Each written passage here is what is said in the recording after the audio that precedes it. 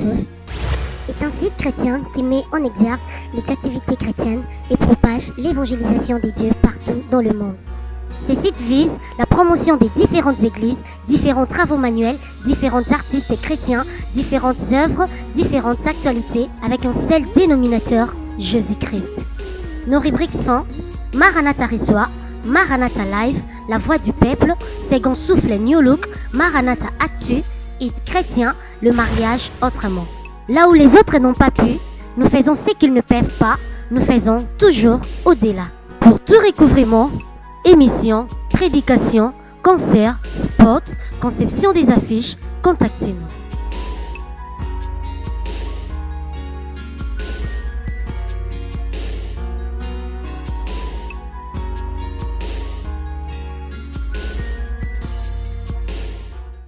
Alléluia, alléluia, alléluia.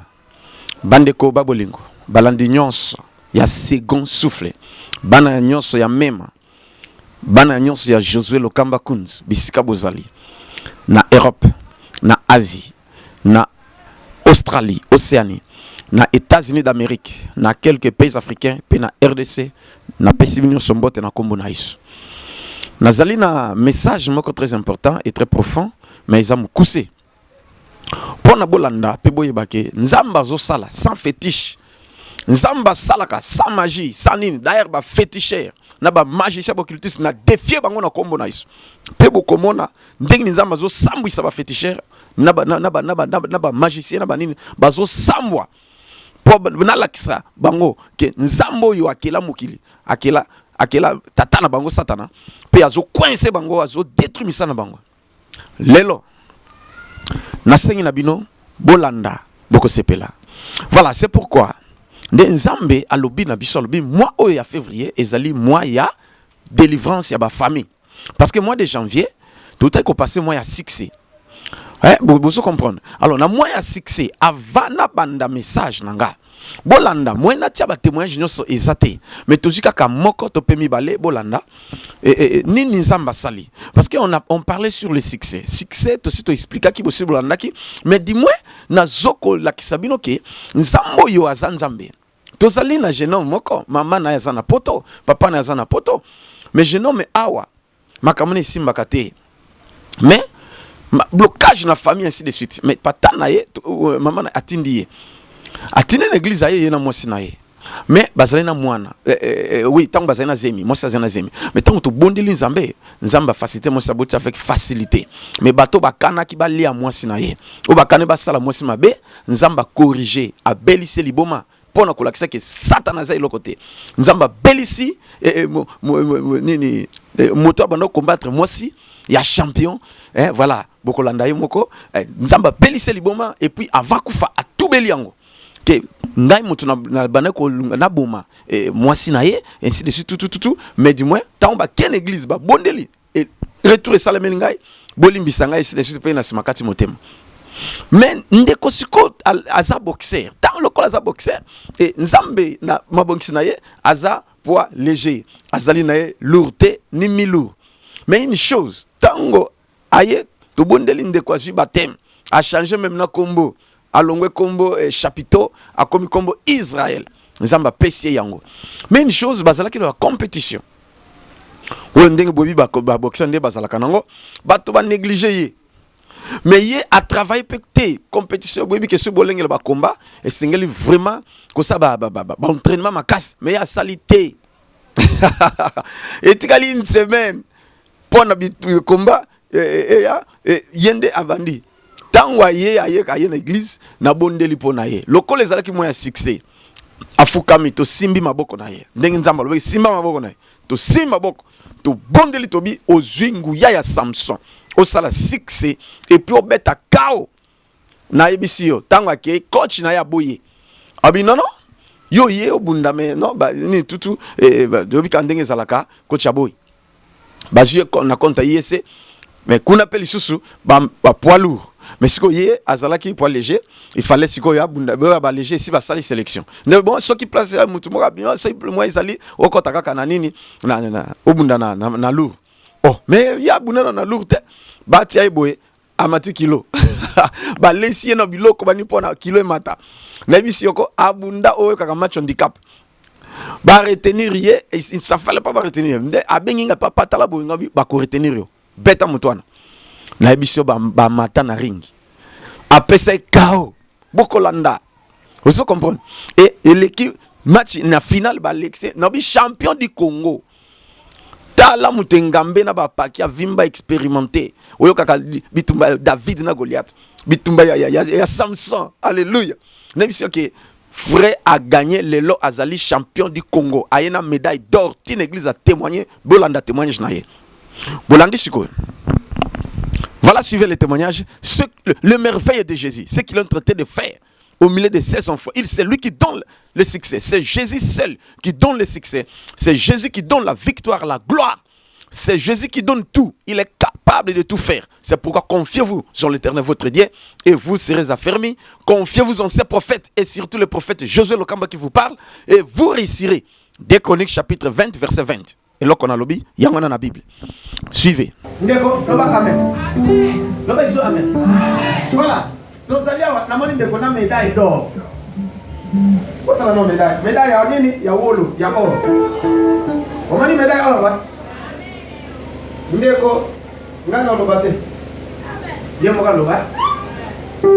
Voilà. J'ai un homme comme on a des pauvres. Alléluia. Bon, comme on a chapiteau, chapiteau, mais comme un chapiteau, et l'on ouais. Vous avez appelé ça comment on a dit? Israël. Israël. Moi, tu as un et le ceux qui n'ont pas témoigné, je n'ai pas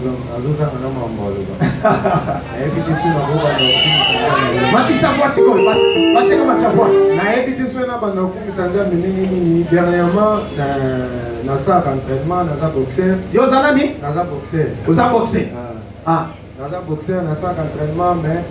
le championnat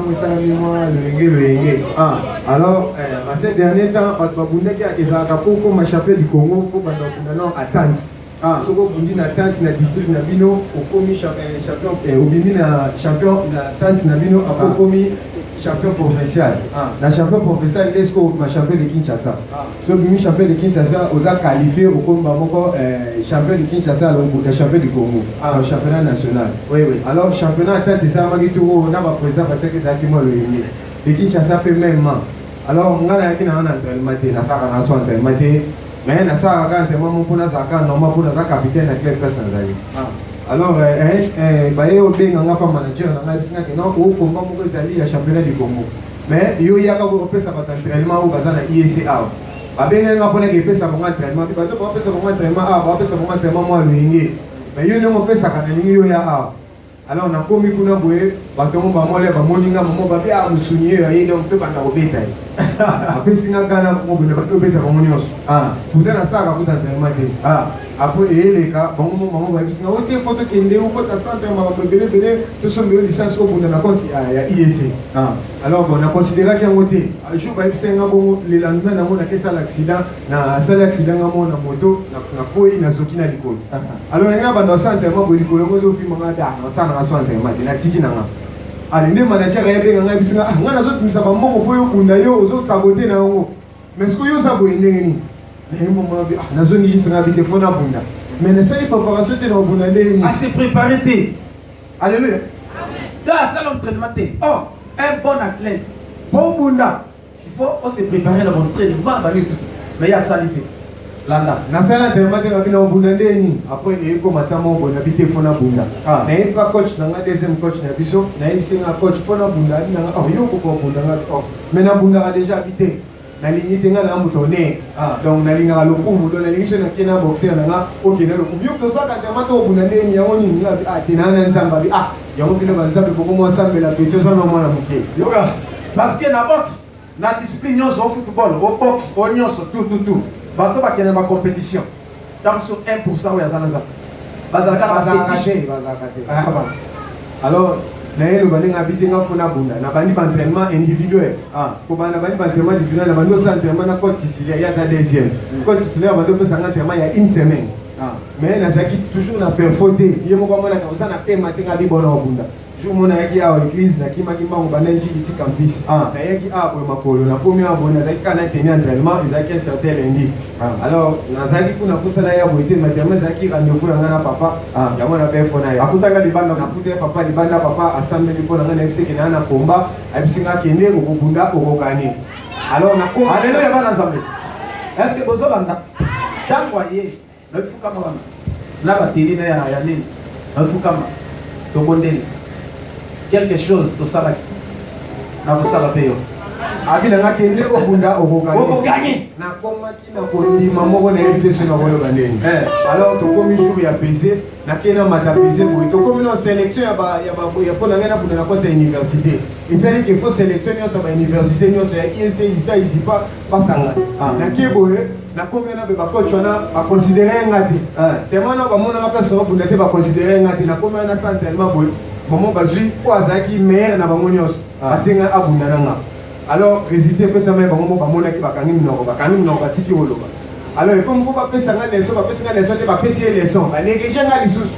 nga pe na fani na otala bango abi bato na pesa bango médaille ba oza surpris alors tozongi wana ba bina nga kaka bo ça bon mais le biara na tongo o mata pesé tout consort nyonso wana totala ngo après donc neti mutu mo négliger nga pe na yebo na tongo na salle entraînement na salle na yebo nazo kitsa pour connaître que catégorie na ngeza de 70 kg à 75 kg moyen pona bunda na moyen na combien na boy na mata pesé 77 na pour catégorie zo kitate bundé et bunda na salle 3 jours nazo liate nazo melaka ba gym mais comment c'est fait catégorie zo kitate nga bi bon pour nyonso bunda na bundaka na komisko na 77 na komi milu na komi na 77 wana boye baklase nga wana ya basali classement le baisa classement balongoli kombo na nga ote na catégorie yo zali mutu déjà devenu champion na compte ya ba université donc yo temo yebuna na compte ba université mutu déjà devenu champion na catégorie na moi to yo ezate parce que ba bito bazaka na ba yebinga nde na bunda na un grand champion ata champion ancien champion mo champion d'Afrique muleba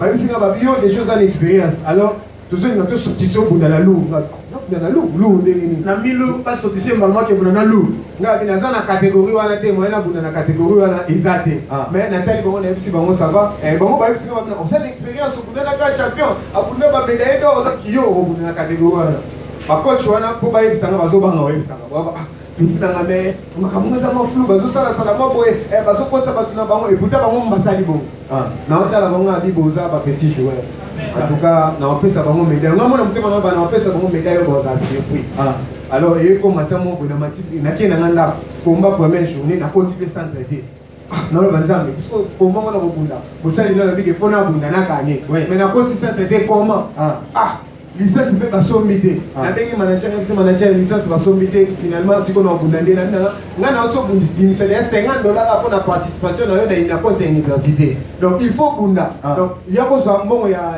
licence na kati ya IEC apo aza gardien na IEC kuna abia ozo mbongo na IEC awa na opeso mbongo siko zo kota licence na kena sombi licence et comme siko fona kota 100 alors ba bisenga kino dans 2 ou 3 jours na combat na kota santé faut ki mambango nde bakimisa mbango na kata martir wana alors yeko matamo boye na koti santé te na bi komba lobi sko na koti santé te na bunda ndenge na ye wana na yebisi na bengi papa abeli je ba yebisi nga na bunda na lu na bengi papa na yebisi papa ba yebisi nga na bunda na catégorie papa yebisi nga mutu nyonso pa bunda na o alobela ngeza pona ngamo alors azaki na bondima na aboki makamabi o na lobaki na ye ezali pona moyeto lo baboye na yebisi la coach yo na yebisi ba champion musu ba ba champion na yebisi bango tande bakabeli nga titre baosekanga babi yo oza boende nga bia bakabeli nga titre ya na ndebisi bango si na ziango donc na kute na bite mo na yebisi ande na boye naza qualifié déjà champion na etina nga bakisi boko mo ozwa ka batonne nga bije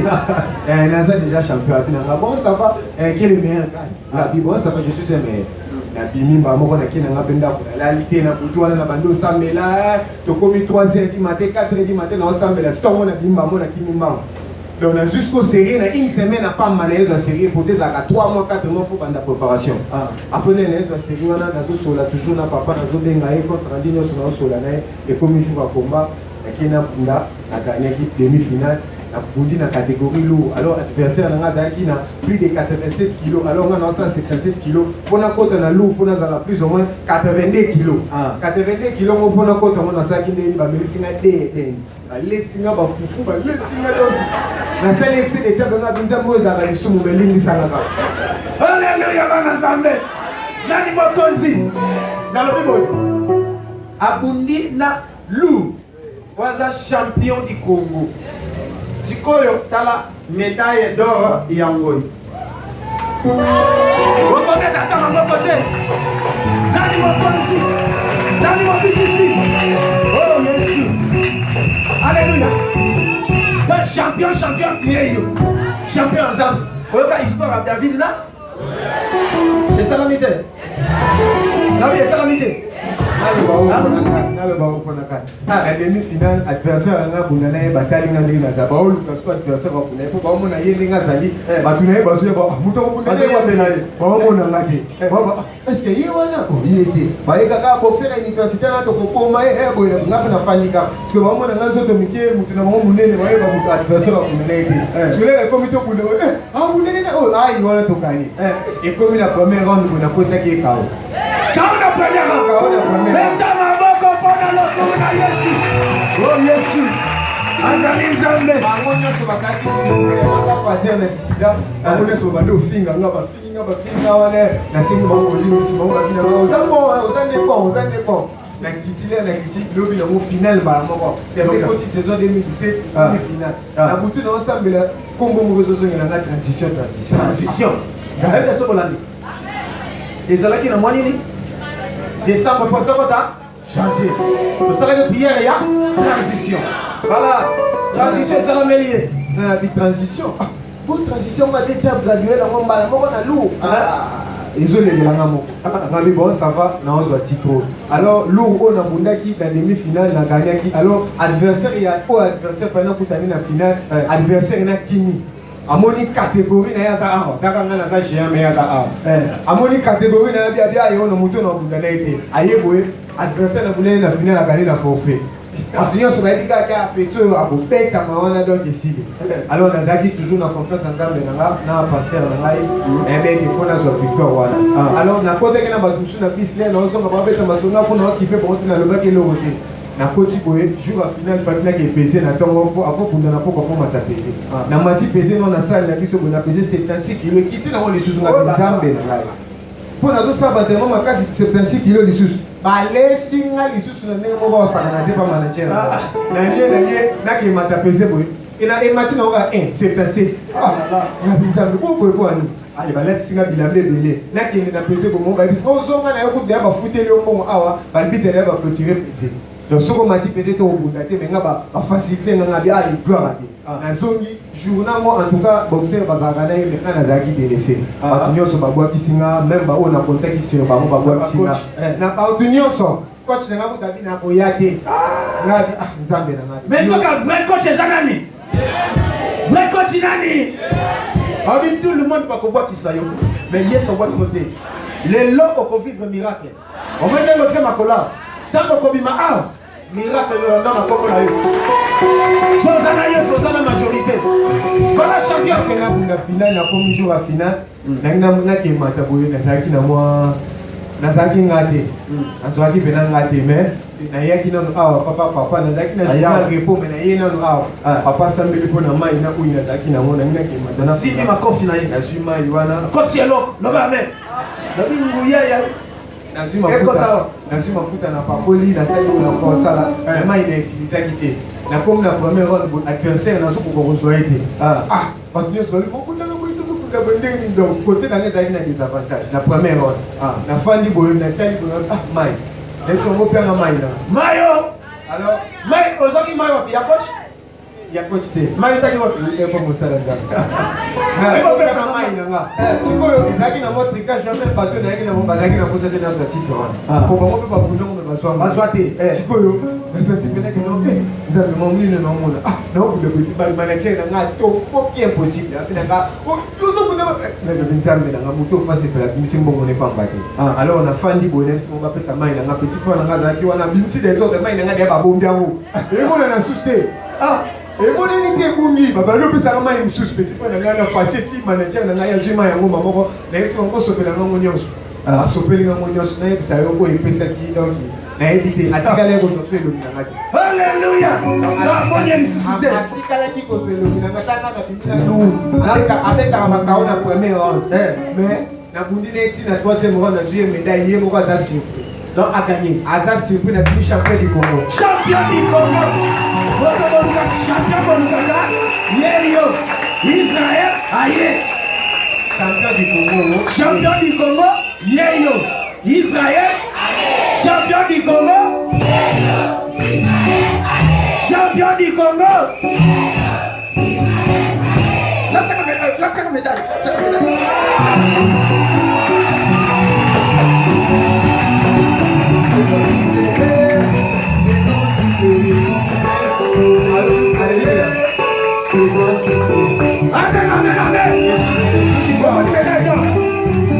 Donc, bisolo na ye. Natindi mwana nanga moka Charles, wapi Charles? Natinda ke akesa na jiji kuna akimi akokite. Nabi tala tout le soko meki ona na kuguma yo. Ake pas champion, ouais champion. Ah non. Maître Glody à sa porte. Alléluia. Maître Glody, natinda pas Maître Glody nobi. Kuna kokiji jiji tute. Tinda isika mususu. Ayo tinda wapi na box na mabanga, club eza na mabanga. Parce que yepe a coopérer na nini azale pe na club bango atinge kuna recommander basengi $5 nde na pesier na tinge kuna tanga ki entraînement kuna ke kuta lisolo na ye ayeka biso kuna na club ba betaka lisolo ya tsomo boye au tisi wa pisinde ngo so kiteni afi champion du Congo lisolo ki ya ko vinga na transition Batu baute katanga bayaki batu baute lukumbashi bayaki batu baute ki par-ci par-là ake na kokona lourd va konda beti baluma mingi lourd va pas konda abeti baluri ya zamba pamola ye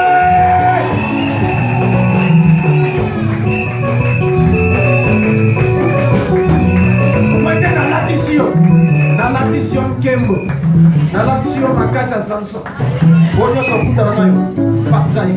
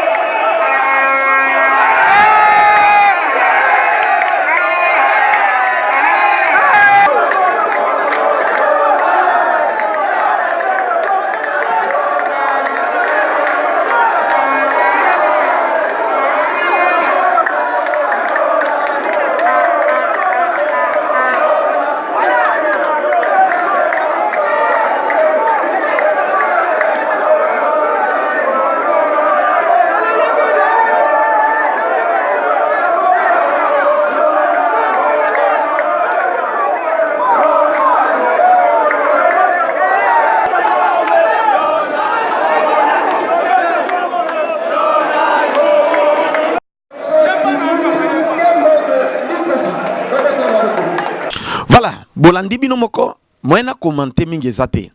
Mais nzambe asosoti sabino na nguya mulimo musantu. Yo zoluka ba kiso za succès et concert nabi kisite yaka to ko bonde la pona yo benga biso na ba numéro wana ezane au bas de l'écran et Dieu fera quelque chose et tu vas te réjouir.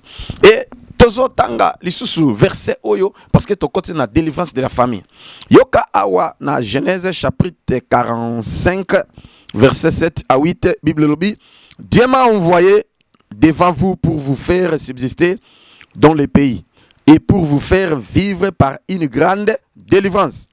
Ce n'est donc pas vous qui m'avez envoyé ici, mais c'est Dieu. Il m'a établi père de Pharaon, maître de toute sa maison et gouverneur de tous les pays d'Égypte. Yoka. Ndeko. Yoka na makamboyo. Et c'est très profond. Bozala kati na famille bozo fungwa mate. Bozala kati na famille mutu moka azo succès. Bozala kati na famille no tu bozaka ndenge moko passe na passe. Top ta mususu pe yo za musika. Ndengo zola nanga famille etikala awa. Mais kuna koto zali bitumba na bitumba zo resirte. Nyango nzamba tindi biso. Ngai Josué Lokamba Kunz na soutenir yo na prier. Pe o resir le bas amen. Yonde Joseph fa famille. Opona kimboka wano ke neko vana. Peut-être ce n'était pas toi, c'est Dieu qui t'avait envoyé. Pour que vous soutenir famille bonga. Pour que vous soutenir misala na nzambe. Yo soko bongi ngapela bongi. Yo soko zui ngapela ko sepela. Nzambe pas ko sepela parce que tu vas soutenir l'œuvre de Dieu. Tu vas soutenir aussi les serviteurs de Dieu. Voilà. Mais tu as toujours soutenu. Mais pourquoi il n'y a pas d'évolution? Pourquoi? Je suis très en colère. Contre celui qui trouble ta famille, contre celui qui te trouble, quel qu'il soit, va porter sa peine. Oyoki Joseph, ce n'est pas vous qui m'avez vendu, qui m'avez envoyé ici, mais c'est Dieu. Il m'a envoyé ici pour vous délivrer, pour vous faire subsister. Yoka, et pour vous délivrer avec une très grande délivrance. C'est qu'il y a une petite délivrance, il y a une grande délivrance. Tous autres décortiqués pensa na bongote parce que tu décortiqué na l'événement que ça le 24 février. Ndesiko yozomona Joseph alobi bongo abi nzamba tindi ngai awa pour que na bo vivre une grande délivrance.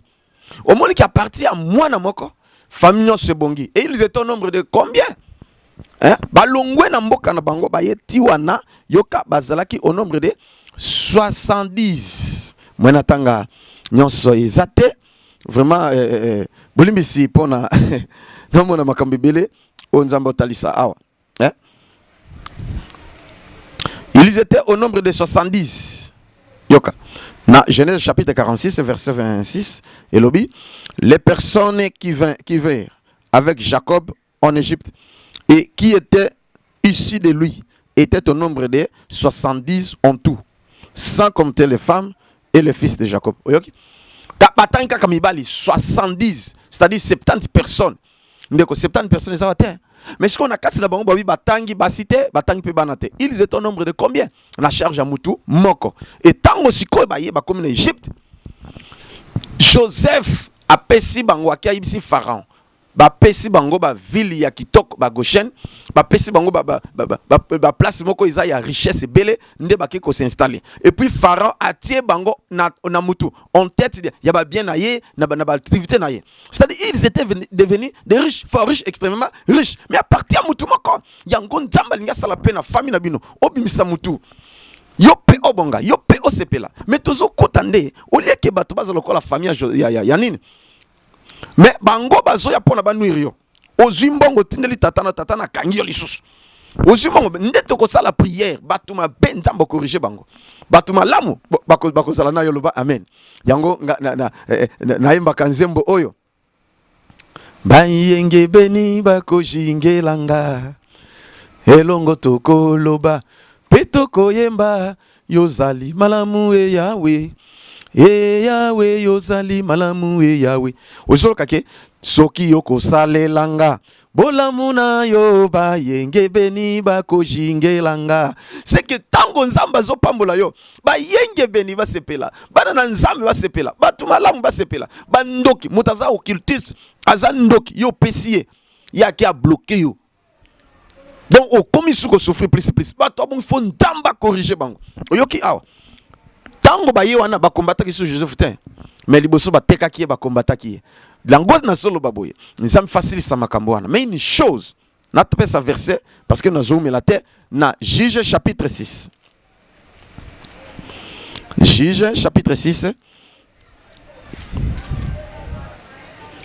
na verset 18 et puis au kiti yoko tanga nyonso peut-être na 18 iti na 27 ou 28 mais ngana zotanga kaka ndambu pona olanda ke délivrance oyo nzamba lingi accorde bino na kati na famille délivrance on nzamba lingi sala nzamba za objectif ya nzamba ezali mutu azala sauvé à parvenir à la connaissance de la vérité. Et puis, Yami Balé, objectif en Zambé Zali, Moutou a mené une vie paisible et heureuse ici sur la terre. Mais ils ont souffert. Zambé, si koyo a lobi boye. Délivrer sa famille, Zamba zana objectif en Zamba zo visé.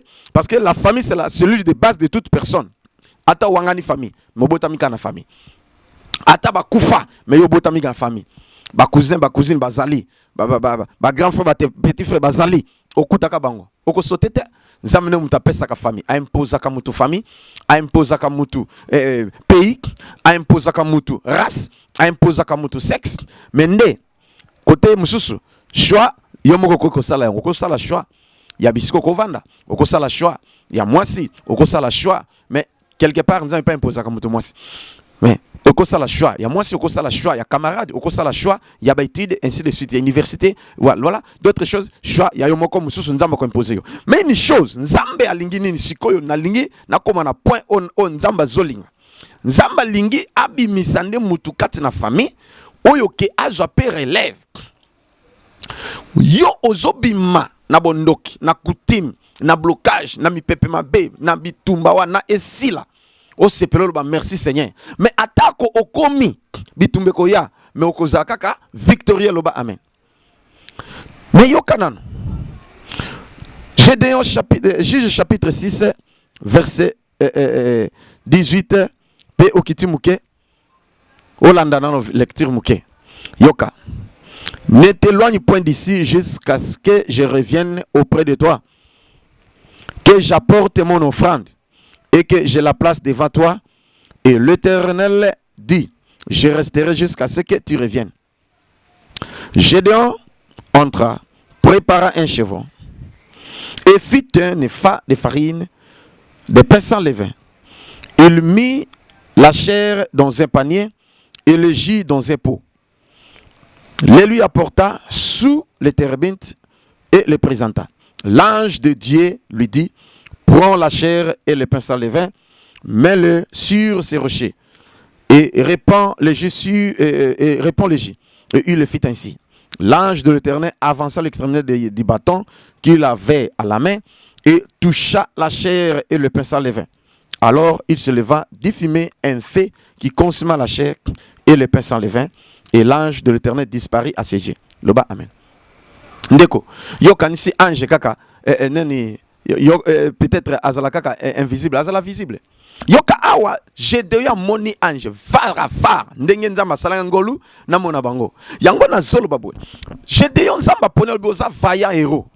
Mais qui na vaillant héros ana eloko pesanga passe nini. Gédéon alobi boye, alobi l'Éternel se tourna et vers lui et lui va avec cette force qui t'y a délivre Israël. Gédéon lui dit, ah mon Seigneur, avec quoi délivrer Israël? Voici ma famille est la plus pauvre au Manassé et je suis le plus petit dans la maison de mon père. On en a verset 15. Donc nzamba lingi yo délivrer famille. Mais yo katalum so famille les ana pauvreté ma casse pendant que nous comme place aux ana.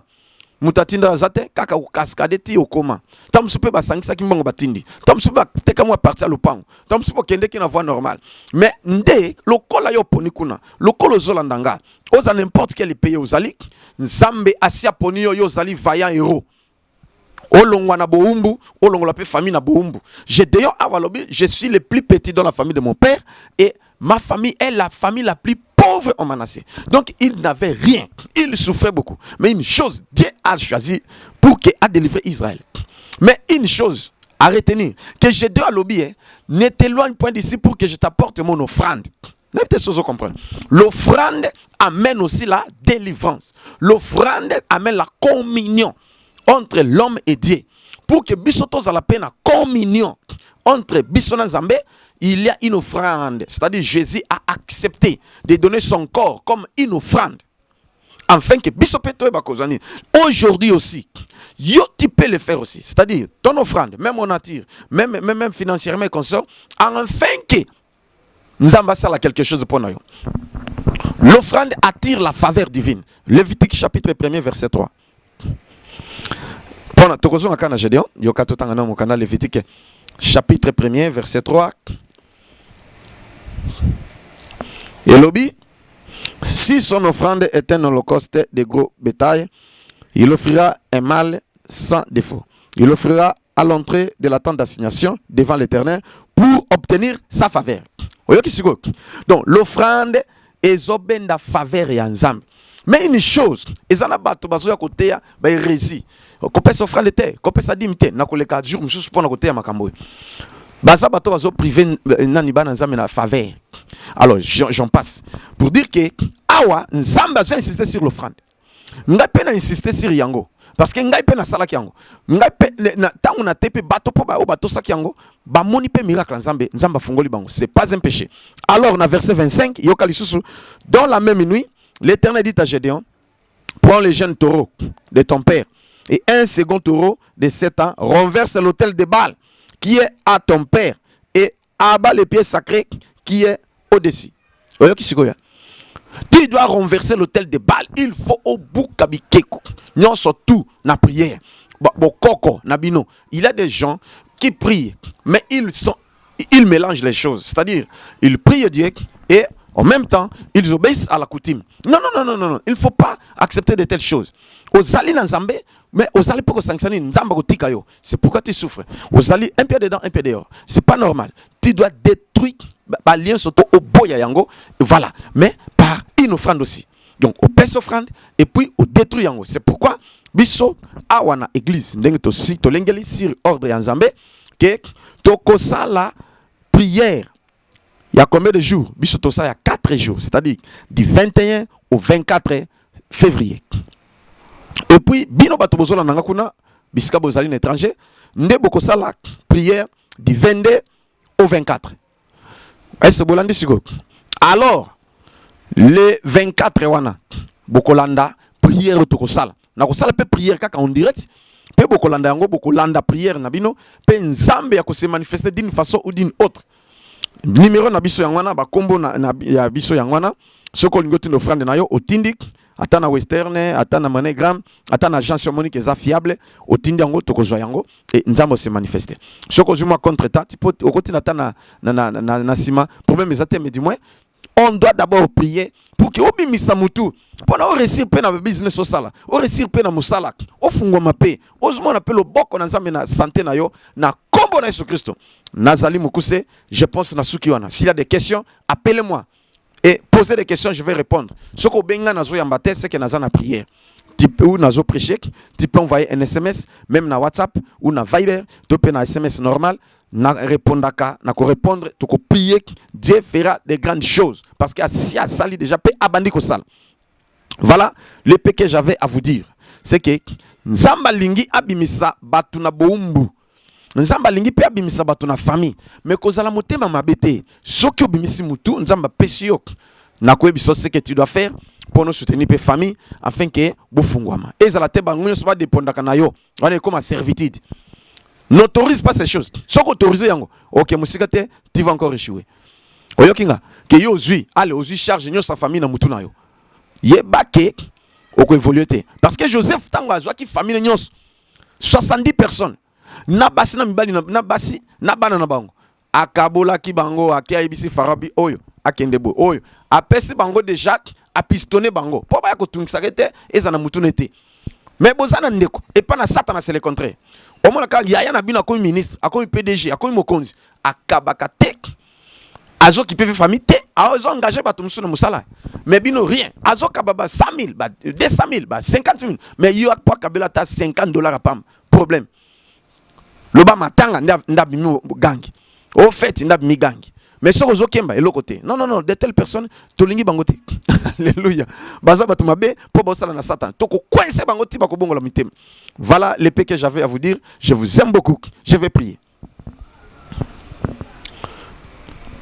Sane tozo simbangai. Soko za malade osimbi place ozobela, osimbi loboko na ngai et nzamba se manifester kati na yo. Soki boze bele bino yonso bosimba kaka wana. Et nzamba sala. Nzambe na nguya oza souverain. Otininga na mokili pona bien-être ya bana na yo. O baza bana na nga bazolanda ngai na monde. Place yonso ozali. Pays yonso ozali. Onction nzambe elata yo. Parce que mon Dieu agit de l'un comme de près. Au nom de Jésus, bon vivre miracle en Zambé. Onction nzambe kota na corps âme et esprit. Na débloquer situation na yo. Na débloquer mbongo na yo. Na débloquer ba chance na yo. Na débloquer santé na yo. Na débloquer mikanda. O zwa yango na komo na Yesu Christo. Na débloquer succès. Na débloquer nyonso ezala ki bloqué na kombo na Yesu Christo. Et guérison ekota. Ba ange na nzambe ba exécuter maloba nanga. Et ça la scellé par le Saint-Esprit. Moutako changer yango azate. Et ça la melabino ndenge na lobi na kombo na Yesu Christo to lobi amen. N'oublie pas de témoigner. Soki nzamba bikisio, soki nzamba sel quelque chose, benga témoigner toko bonde la pona yo et miracle msupe ekolanda yo. N'oublie pas aussi de faire l'offrande d'action de grâce. Nzamba sel salata geste wana ya action de grâce et nzamba fungole susum.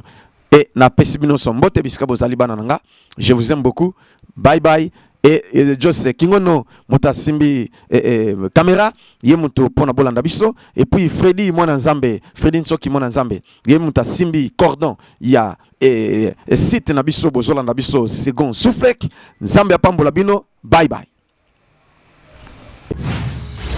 Maranatha Second Souffle est un site chrétien qui met en exergue les activités chrétiennes et propage l'évangélisation des dieux partout dans le monde.